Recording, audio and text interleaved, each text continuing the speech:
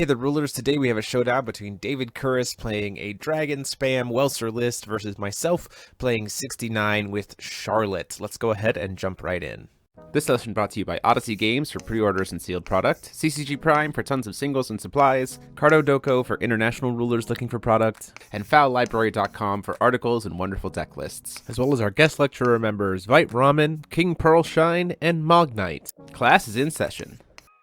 So as we get into it here, getting everything set up, David Kuras is playing Dragon Spam Welser, which is just really making use of all the different tools to try to help ramp Welser up while applying pressure with things like Blessing of Yggdrasil, Magic Stone Dance of Chaos, Guardian Dragon, things that we've seen before from Welser. This is just kind of like the most up-to-date version of it, and I am playing the 69 with Charlotte build to try to make your cards cheaper by playing Charlotte Last Hope of Ataraktia in hopes to be able to make cards more effectively costed and free, because the note is that when you are playing with Charlotte, if you can reduce the cost of a chance down to 0, it can actually bypass this card must be played with will of gears entities you control. So that's very, very nice. And so we're going to go ahead and see who comes out on top. Now, the biggest thing about the 69 deck is it's very linear, right? In the fact that it has to play 9 exact cards.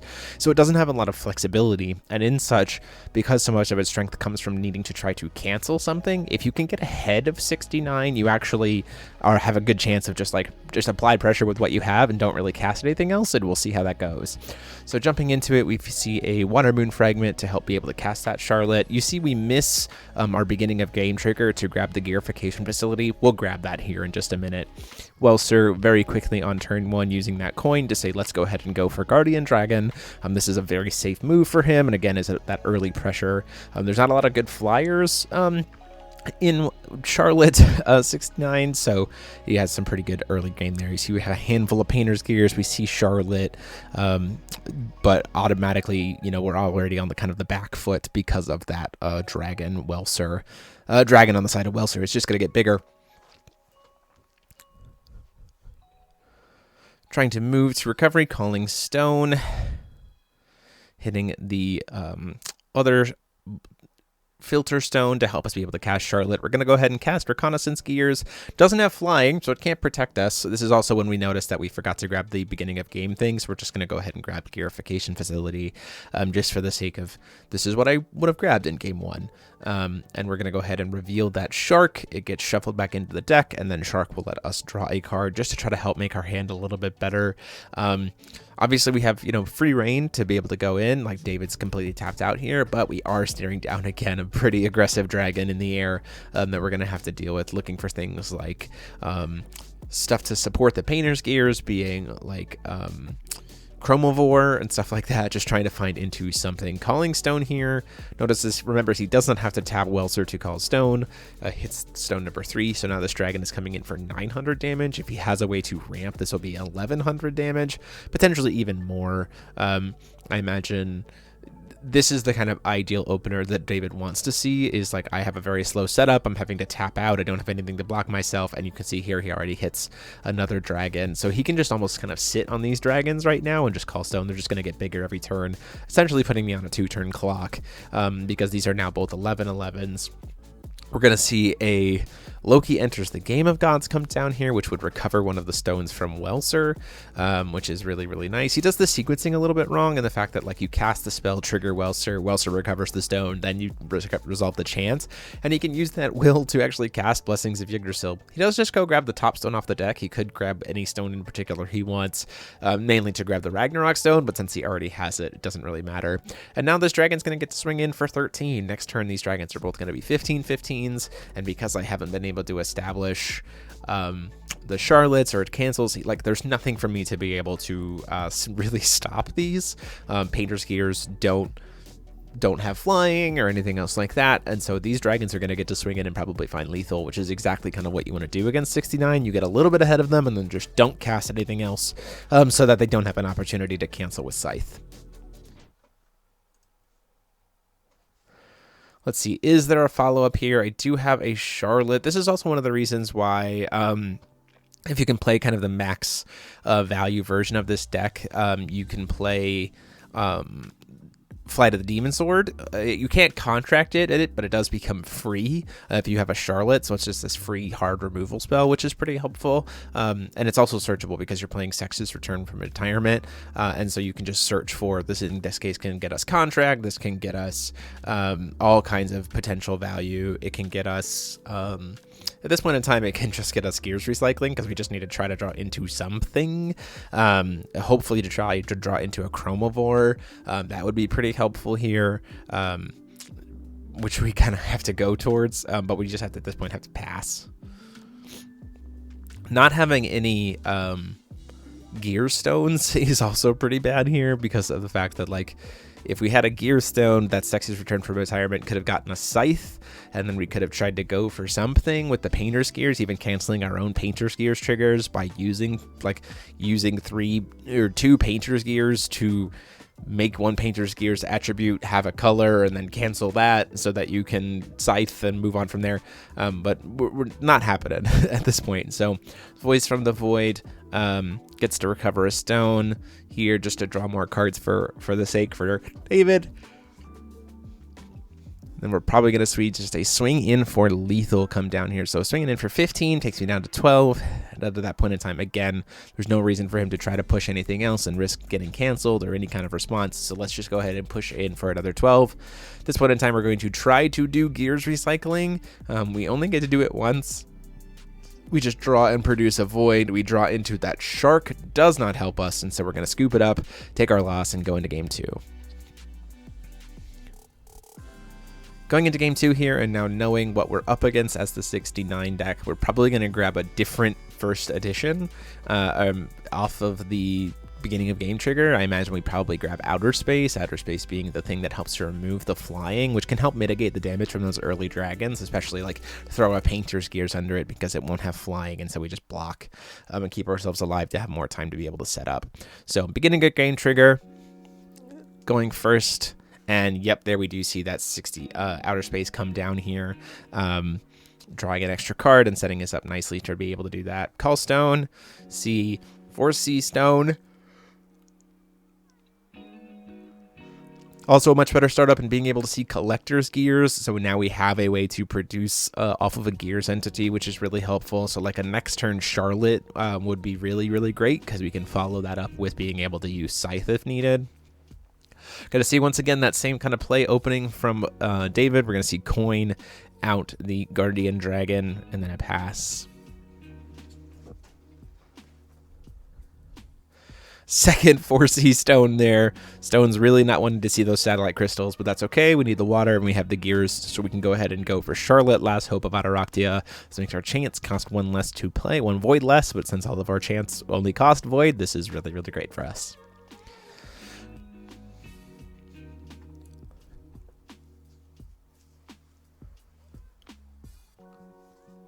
David has to be careful here because if he pressures himself too much here or taps himself out in such a way, we have Charlotte and we have a way to produce with Scythe, to pay for Scythe. So he has to be really careful here. So Loki's going to do the same kind of thing. Again, reminding him like, hey, you produce the will, or you recover a stone, then produce the will, then draw the card, just in terms of sequencing. But that does get the Loki enters the Game of Gods out of the way.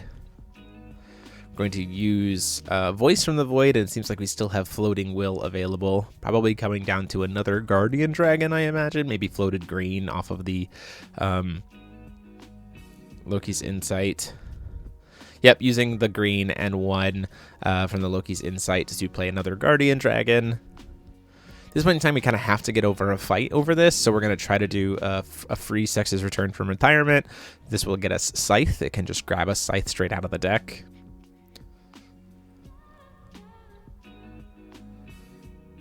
Don't know why I started Shuffle Sex's Return back into the deck there, but no, it didn't need to do that. We get to grab Scythe.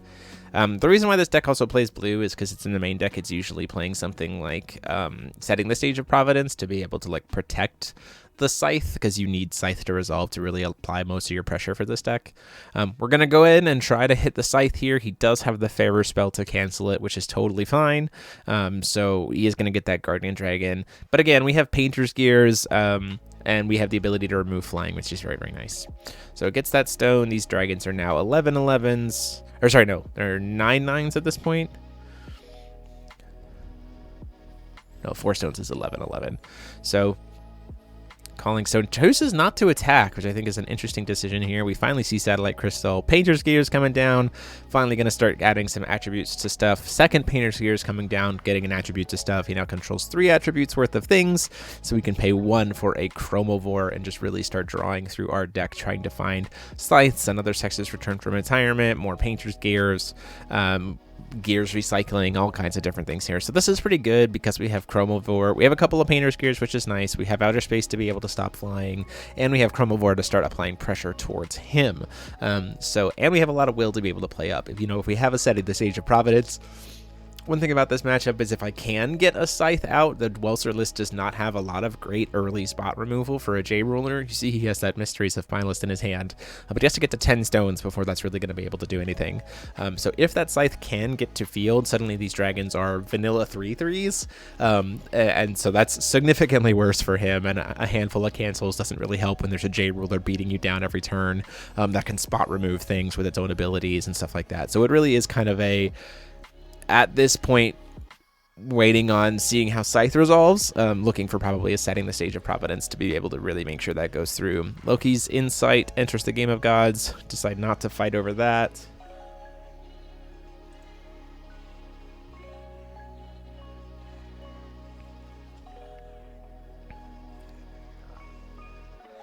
We're going to use the will from the Loki's enters the Game of Gods to go ahead and play Voice from the Void. Just continue to draw cards. Do you see an Angelic Battle Barrier there, which doesn't super... I mean, he's got will available. It doesn't... so, like, in response to something like a Sex's Return from Retirement, you could go for a hard cast Angelic Battle Barrier, which wouldn't be bad. We're going to try to use Voice from the Void again to draw more cards. At this point in time, it looks like we're probably going to fight over here. We're going to go ahead and try to do Setting the Stage of Providence in response to the Voice from the Void. So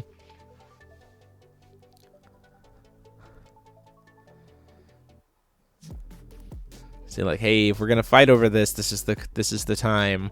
Going to see if this can resolve to try to set up to be able to protect the Scythe. Him having Angelic Battle Barrier is the best part here. There's a world where he lets this resolve, and then maybe in response to Sex's Return from Retirement, we start to see that. We do see a Fairer spell come down to stop the Setting the Stage of Providence, in which case we're going to respond with the Sex's Return from Retirement. At that point in time, that Angelic Battle Barrier does come down here, so we get to search out Scythe, but there's nothing else really that gets to happen here. In response... we think about trying to cast this Gears Recycling while we can still do stuff.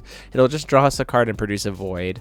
So draw into... looks like we might have drawn into another Setting the Stage of Providence there, which is really helpful for later. So the Angelic Battle Barrier gets to resolve. He doesn't draw a card from that. Sex's Return from Retirement still resolves because Angelic Battle Barrier is not a cancel. We get to search out Scythe, so we can use Scythe later. And then... so we stop the Setting the Stage of Providence, and then we lose...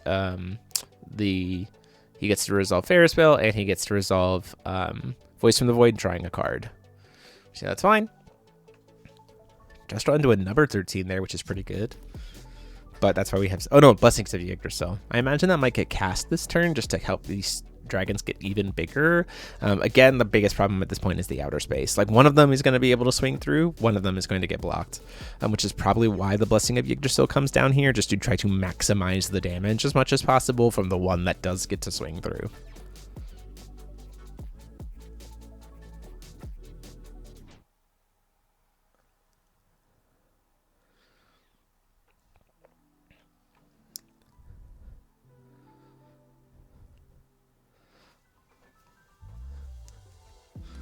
We do see the first one swing in. Outer Space going to remove its flying and swiftness.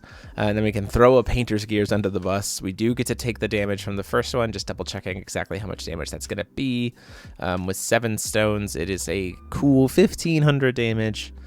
Or 6 stones, it's 1,500 damage. So once again, putting me on a 2-turn clock, but at this point in time, we feel much more comfortable about it because we have access to Scythe. We're probably going to get to be able to resolve that Scythe. Painter's Gears coming down to try to give one of those dragons an additional color. Spend a couple extra will here to play Chromivore. Gets to draw us 2 cards and just really refill our hand. Do you see that there is a second setting the stage of Providence there?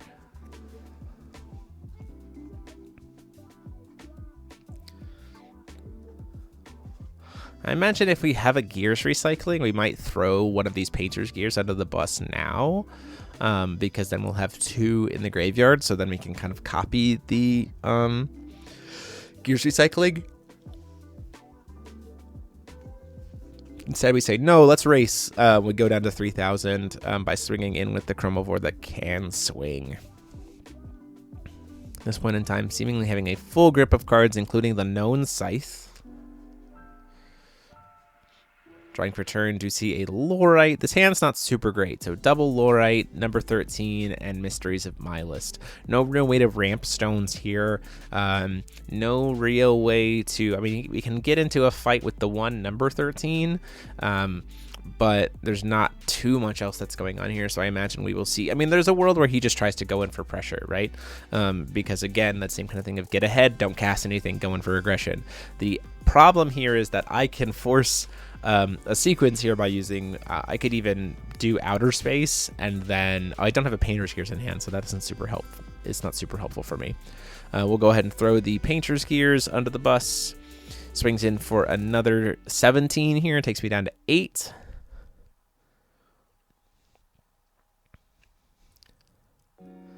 And David does make the decision here to try to cast a card, which I think is the biggest mistake here. There was no reason for him to necessarily try to go in here knowing that I have Scythe in hand. He might feel comfortable because of the number 13. We do have the setting the stage of Providence here in response to the voice from the void. So he gave me a colored card to be able to try to target, and I have setting the stage to be able to make sure that his cancel can't mess with me. So setting the stage of Providence here, probably going to come down. If he chooses to use that number 13, nope, does just choose to let that slide. We are going to see that Scythe go ahead and stop that voice from the void to just say, look, your hand's probably not that great. We're going to go for it at this point in time. Use the Scythe to cancel the voice from the void. It still gets RFG'd. We do successfully get to go into a contracted Death Scythe, and now those dragons are just no longer a problem. They are 3/3s without flying, and we are also threatening 30 damage on the board, which means that unless there is some kind of response, which the hand number 13 is not going to do anything, we're not at 10 stones for Mysteries of My List. We have a couple Lorites, but we'll be able to spot remove at least one of them out of the way because of Scythe's ability. So probably going to see lethal here, just with what's present on board. Calling Stone with Noon. Going into combat, we swing in for 10, takes it, swing in for 10, takes it. And then at that point in time, oh, he's deciding whether or not to take it. Does decide to take it. And then at that point in time, we swing in for Scythe for lethal. He pays himself down to 800 life and casts a Lorite. I don't know why he didn't just use Greenstone. But in response to the block from the Lorite, we're just going to use Death Scythe's ability to destroy it. And then get to go through for our lethal damage. Just to be safe, though, we do have a couple of things that we can do here. Just to really make sure there's nothing here. There's no enter effects allowed because of Death Scythe. So it's not like another Lorite would be able to stop me. I don't really know if we don't have any really relevant chance that can stop automatic or activate abilities, but just to be safe, we're going to go ahead and do setting the stage of Providence before we try to use Death Scythe's ability, just to make sure this goes through. Use Death Scythe's ability to destroy something for 2. It normally costs 3, but it's 1 less for each Death Scythe you have. I have 1 Death Scythe, so it costs 2. Flashes in another Lorite, but blockers were already declared, and so this 10 damage is going to go through, and that is going to be the game. So with that, we managed to stall things out. Outer Space doing a really good job helping to keep us alive and led us to push it to a game 3.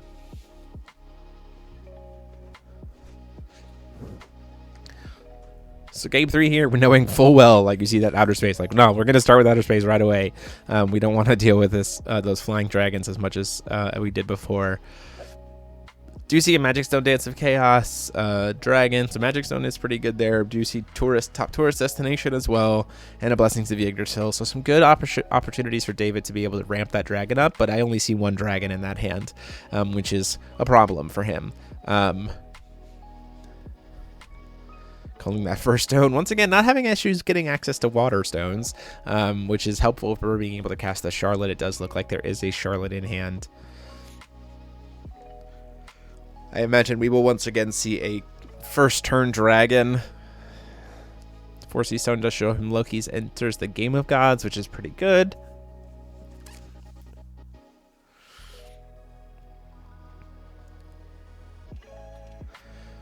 Biggest piece here is, will there be, he doesn't have to worry about Scythe right now. Putting something on board when he's not really ready also does make my Chromovores easier. So there is a world where maybe you just kind of like wait if you don't have the best like follow-up hand for the dragon, just to make it so that I don't have an easy way to cast Chromovore. But he does decide to commit to the dragon. It's a weird like pacing fight to go through against Sexendune. Does hit that Ragnarok Stone off the top again, which is really, really nice to see. He was going to come into play tapped anyway. So hitting it off of the dragon is pretty great. Do see again a blue-green stone. Just not seeing those easy access gear stones. And this is what I mean. Like, I had 3 Painter's Gears in hand. And so if he hadn't played that dragon, there's no way for me to play this Chromovore Gears. And now I can, like, off of the top here, kind of just go a little nuts and also play this Charlotte. So, like, because he played that dragon, I just put 3 blockers on field, plus an aggressor, plus a Charlotte. And if he hadn't played that dragon, I could have played the Charlotte. So it's a little bit of a trade-off there. Especially since the dragon is not going to be able to hurt me right now anyway. The deck doesn't have spot removal outside of the mysteries of my list, which it doesn't really want to burn early. And so with Outer Space, like the dragon's not going to be pushing a lot of damage early on anyway.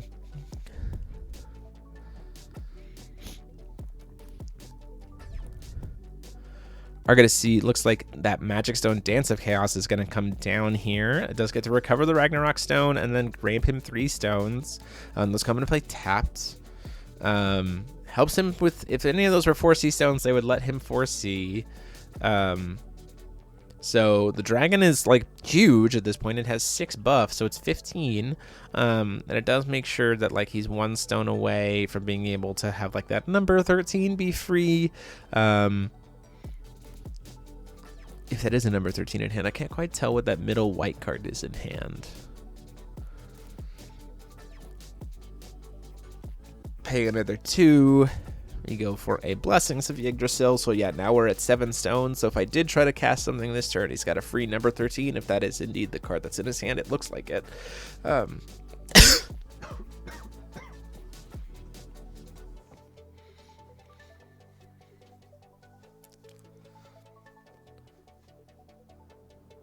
Yeah, it is a number 13. I was right. So probably going to see a little unfortunate if we had a way.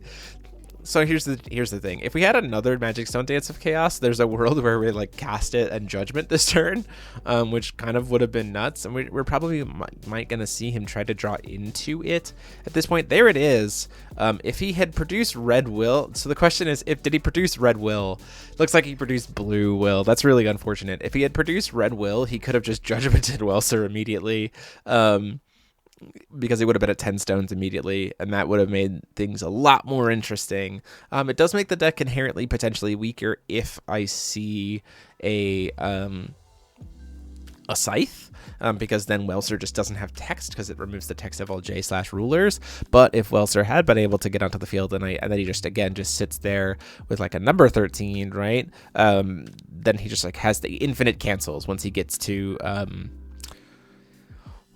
free will, or sees the mysteries of my list and then can just cast it and kill me like the next turn. It doesn't give me enough time to be able to set up. Little unfortunate. Probably worth the risk to try to go for that, but again, not having the 4C means that it's very unlikely that like if we had hit a 4C stone, seen that it was Magic Stone Dance of Chaos, we probably would have produced red and recast it, which is one of the kind of additional tools that this Welser deck has been given in the form of the 4C stones, in the fact that it knows when it can like try to extend, because it can know what the top card of its deck is.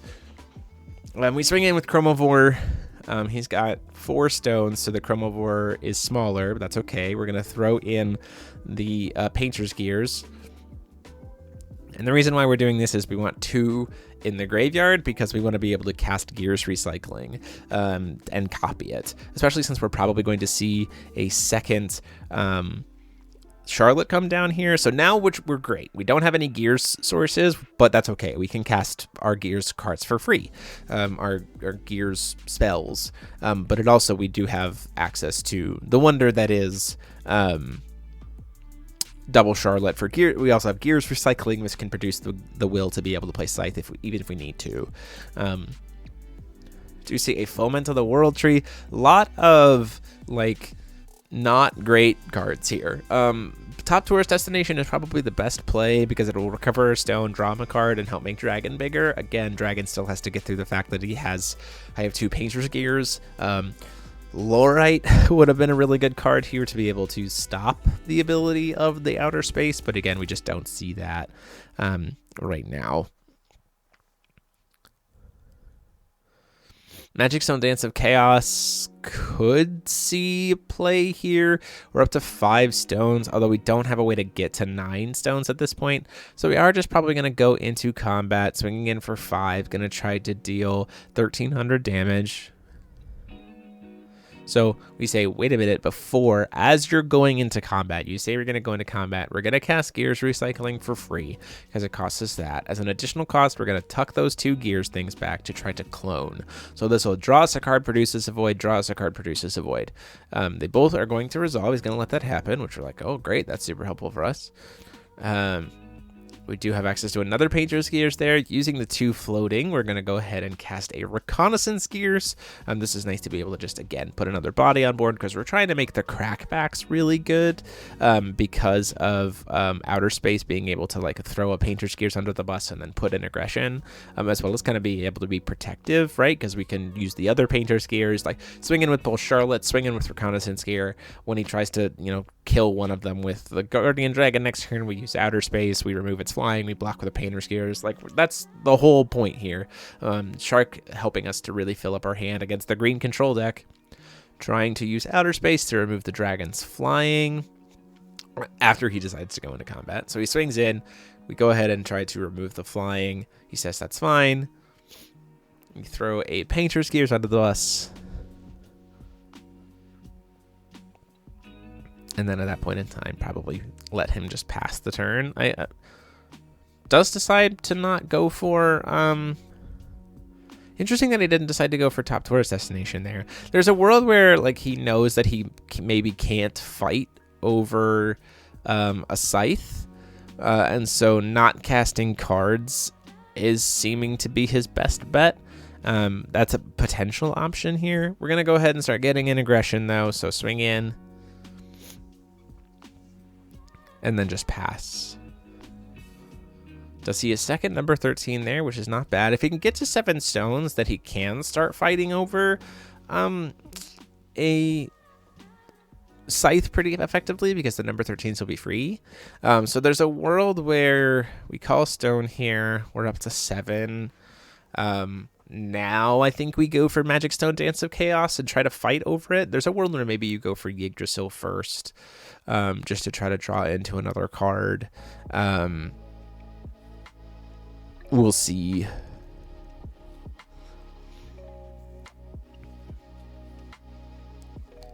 So maybe the card that you want to resolve more is Magic Stone Dance of Chaos than Yggdrasil. Or maybe you... I'm not sure exactly which of those ones you want to try to fight over. There's something to be said about, you're at 7 stones and the number 13s are free. So trying to get to 10 when you don't have access to Mysteries of My List isn't really worth your time. So you try to bait out the fight over... Maybe you try to bait out the fight over Magic Stone Dance of Chaos so that your Yggdrasil, you have more chance for Yggdrasil to resolve. But either way, like if it ends with a Scythe on board, it's pretty bad. So Yggdrasil Top Tourist Destination comes in. It's going to trigger Welser. And we say before Welser's effect resolves, while that card is still on the chase, now we're going to start fighting over stuff. So setting the stage of Providence here before we go any further.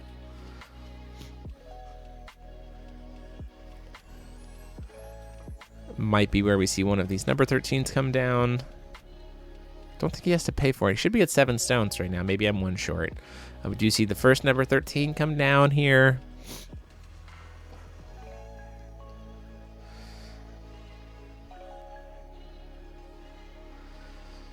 Building a nice chase here using the spot on our mat just because it's about to get very complicated.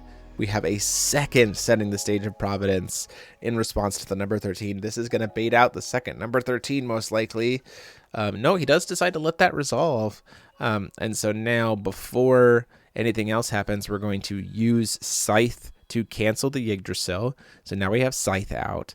The number 13 that's on the chase can't successfully target the other setting the stage of Providence, so that setting the stage is also going to resolve and draw us a card. And now we're in a really good spot. That dragon is a 3/3. We have a lot of damage present on board. We're in a 2-turn clock. We can also even use Scythe this turn to kill that dragon. Does get to finally recover the stone because of the Welser.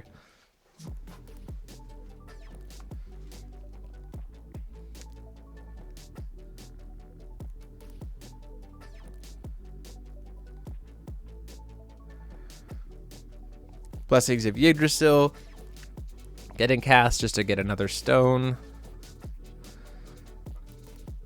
Magic Stone, Dance of Chaos. This feels like not the right play to go into at this point with the Scythe on field. I feel like those cards would have been better served by keeping in hand with like Foment of the World Tree to try to gain some more life and buy some more time. Because like he can Judgment this turn, but it'll just be a vanilla. 1, 2, or he might be 1 stone short.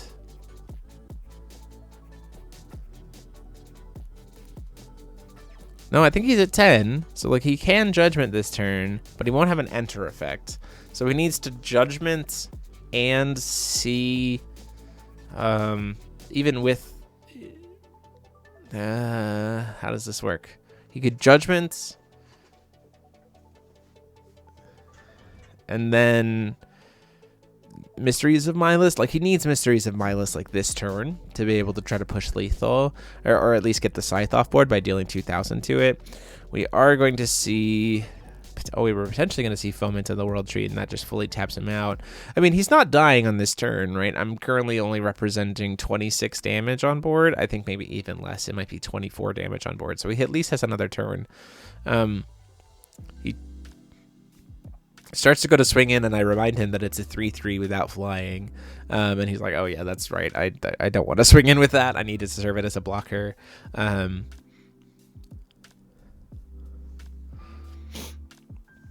Does have access to the number 13, but almost kind of similarly to the way that like game 1 was won by him like getting ahead and not casting anything. We're at a point now where I'm ahead, and so I don't really need to cast anything else. Death Scythe can kind of kill anything. It's also serving as our main aggressive tool. The tables have turned here in game 3 in terms of how the advantage is being generated between these two decks.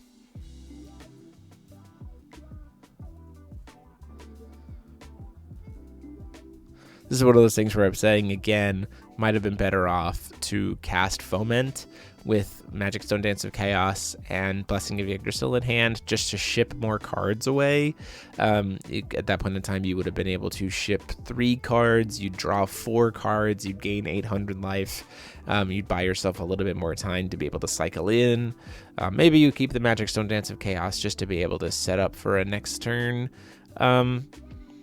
Mysteries of Milus if needed, but really that is the kind of big caveat here. So we're passing. We do, before recovery, see another reconnaissance drone come down here, which I could use to either, I'm probably going to grab Dragon, I imagine, to just shoot him for 400. Nope, we do grab Shark to draw another card. I think shooting him for 4 would have probably been smarter. We could have even shot the Dragon out of the way and just got rid of it, but we do need the Dragon to be there, actually, because we need something to be able to paint, and then Chromavore to try to potentially to kill him. And I think that might be why we're using Shark as well, is just to get even more bodies on field and potentially draw into a Chromavore. Now we call Stone here with Sex. We're currently contracted. We catch that in a minute that we should have called Stone with Noon because Sex is contracted. So just keep that in mind as you kind of see this play out. Remember to flip over your rulers. Swing in for 6. He says, that's fine, I'll take it. Swing in for 10. Says, that's fine, I'll take that as well. And at this point in time, the Charlottes have done their job, so we're going to just swing in with the Charlottes. So swing in for 5, swing in for 5. He goes to block. We go, cool, let's just kill that, get it out of the way. Oh, don't even do it. We don't even kill it. We just let him block it because the Charlotte won't die. Do you see a collector gears? And now we are threatening next turn lethal to see if there's anything he can do here to get through. Do have a gears recycling and a bunch of painter's gears.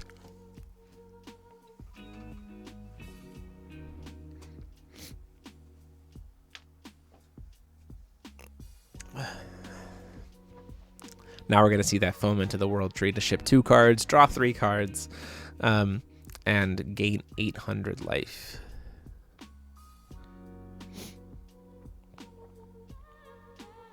An old favorite coming back here. Draw into a Guardian Dragon, not going to do much. Did draw into some significant draw power in the form of, he has access to ship to number 13, drew a number 13, does have Voice from the Void. Gets to draw him more, draws another Voice from the Void. Just drawing all kinds of cards. Angelic Battle Barrier is not a bad card to have here, or it's not a great card to have here, honestly, because at this point in time, again, the board's already established. So I'm not really going to be casting anything, and my own spot removal is an activate ability. So not much going on there.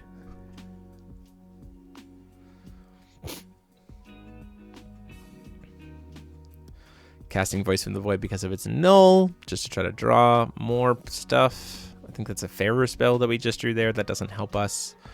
Cast another one. Just try to see if we can find something. Another Lorite, unfortunately. Just really not getting much here. Another Voice from the Void. Just like digging as much as we possibly can to try to see if we can get some kind of ramp into Mysteries of my list. Ultimately, does not look like we saw it there. Guardian Dragon doesn't have an enter effect. A lot of cancels, a lot of stuff to prevent a board from being established, but staring down a board that's already there. And at the end of the turn, we're just going to show him we got 4 more Painter's Gears, and we see a concession from David. So that is the match. Both of these decks were a ton of fun to play. Deck profiles for both lists will be up later this week. Thanks to David for playing with us. And until next time, this is DMO73 saying class dismissed.